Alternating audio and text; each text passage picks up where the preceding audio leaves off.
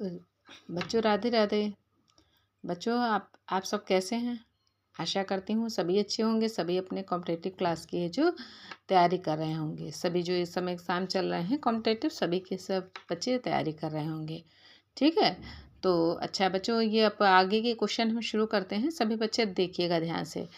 जब पहला क्वेश्चन है, जब कोई स्वर एक सेमी टोन नीचा हो तो उसे क्या कहते हैं? ठीक है, जब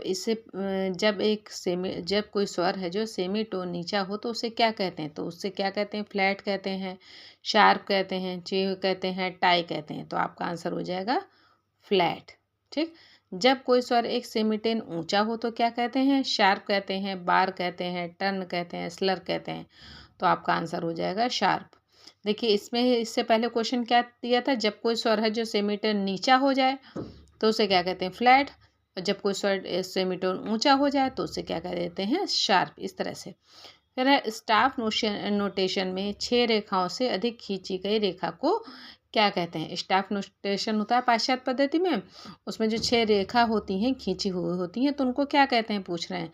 लेज़र लाइन कहते हैं, टाइम सिग्नेचर कहते हैं, बार कहते हैं, टर्न कहते हैं। तो आपका आंसर हो जाएगा लेज़र लाइन।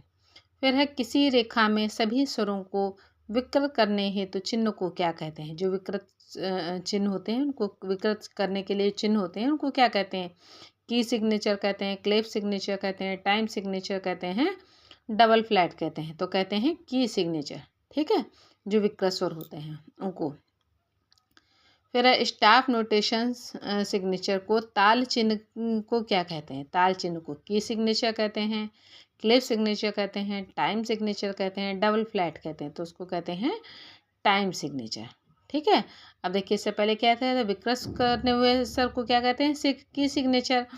और ताल चिन्ह को क्या कहते हैं? Time signature. फिर है पाश्चात्य स्वरों की क्या निम्न विशेषताएं हैं?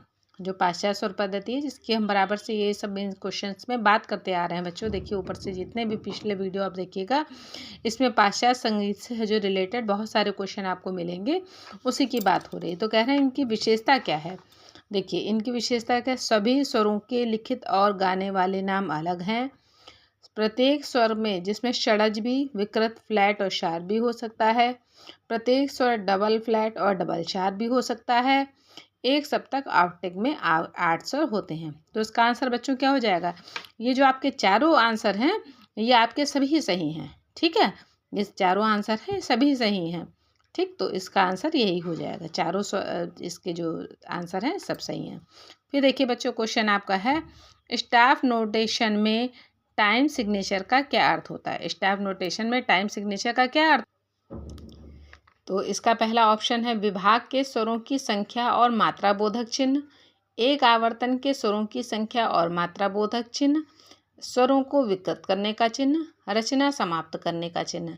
तो इसका आंसर क्या हो जाएगा? इसका आंसर नंबर 1 हो जाएगा, विभाग के स्वरों की संख्या और मात्रा बोधक चिन्ह। ठीक है, टाइम सिग्नेचर के लिए। फिर है टाइम सिग्नेचर जैसे 3/4 में 3 का अर्थ क्या होता है? टाइम सिग्नेचर जो दिया होता है जिसके बारे में पिछले हमने क्वेश्चन में बताया था अभी, तो उसमें 3/4 में 3 का अर्थ क्या होता है? तो देखिएगा विभाग जिसे बार भी कहते हैं उसमें 3-3 है जो बीटस होते हैं और 4-4 मात्राओं का होना ये कहलाता है। 3-3 बीटस बार का अर्थ होता है 3-3 और बीटस और 4-4 मात्राओं का होना 3/4 में 3 का अर्थ होता है। ठीक है, अब देखिए इनमें से कौन सा वाद्य इक्वली टेम्पर्ड स्केल पर आधारित होता है? इनमें से कौन सा वाद्य इक्वली टेम्पर्ड स्केल पर आधारित होता है? तो क्या होता है? हारमोनियम होता है, पियानो होता है, सितार होता है, गिटार होता है। तो इसके बच्चों दोनों आंसर सही हैं। पहला नंबर 1 भी ऑप्शन और 2 भी। 1 ऑप्शन क्या है? हारमोनियम और सेकेंड ऑप्शन क्या है? पियानो। फिर अब पाश्चात्य संगीत में इनमें से किसकी प्रधानता है? पाश्चात्य संगीत में इनमें से किसकी प्रधानता है?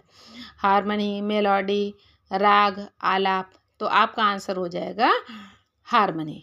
ठीक है, तो ये देखिए बच्चों ये पाश्चात्य संगीत से क्वेश्चन है जो आपको बहुत अच्छे से मतलब आपको दिख रहे होंगे, आप पढ़ रहे हैं, इनको ज़रूर अच्छे से पढ़िएगा, बहुत अच्छे से लर्न करिएगा। ठीक है, इससे पिछले वीडियो में आपको मतलब आगे जो आने वाला वीडियो है उसमें है जो ये पाश्चात्य संगीत से रिलेटेड जितने भी आपके टाइप्स हैं वो आपको एक एक टॉपिक का बिल्कुल हम क्लियर से समझाएंगे, जिससे कि है जो आपको समझने में आसानी हो। ठीक है, स्टेप बाय स्टेप समझाएंगे। Okay, thank you.